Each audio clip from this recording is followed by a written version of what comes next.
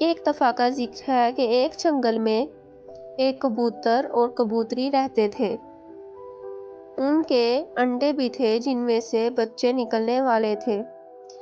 ایک دن کبوتر سوچنے لگا کہ برسات کا موسم ہے، اگر بارش ہو گئی تو ہمارا گھونسلہ ٹوٹ جائے گا۔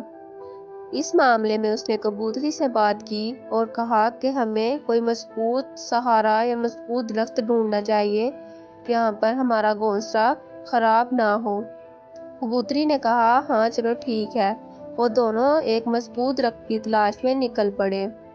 انہیں راستے میں ایک خوبصورت درخت نظر آیا۔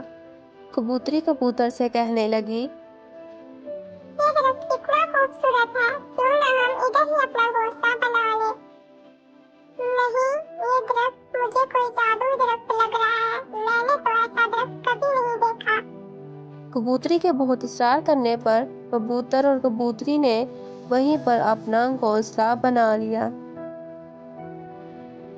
اور اسی درخت پر رہنے لگے۔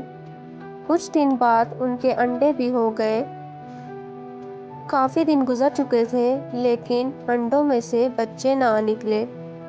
یہ سب دیکھتے ہوئے کبوتری نے سوچا اور سوچ میں پڑ گئی اور کبوتر سے کہنے لگی لگتا ہے تم ٹھیک ہی کہتے تھے، یہ واقعی میں کوئی جادوئی درخت ہے۔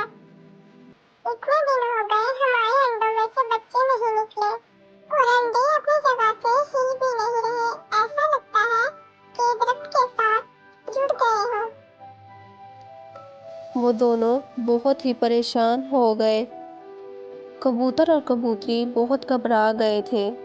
اب وہ سوچ رہے تھے کہ ہم کیا کریں۔ اتنے میں درخت بولا ہاں میں ایک جادوئی درخت ہوں، مجھے شراب ملا تھا اور جو کہ تم لوگوں کی وجہ سے دور ہوا ہے۔ میں تم لوگوں کا شکر گزار ہوں۔ تم لوگوں کو پریشان ہونے کی ضرورت نہیں، کل صبح میرا شراب ختم ہو جائے گا اور تمہارے انڈوں میں سے بچے بھی نکل آئیں گے اور میں پہلے کی طرح اپنی حالت میں واپس آ جاؤں گا۔ کبوتر اور کبوتری نے درخت کی بات سنی اور اس پر یقین کرتے ہوئے وہ رات کو سو گئے۔ وہ ساری رات پرسکون ہو کر سو گئے اور جیسے ہی صبح ہوئی انہوں نے دیکھا کہ ان کے انڈوں میں سے بچے نکل آئے اور درخت بھی پہلے کی طرح اپنی حالت میں بالکل ہرا بھرا ہو گیا۔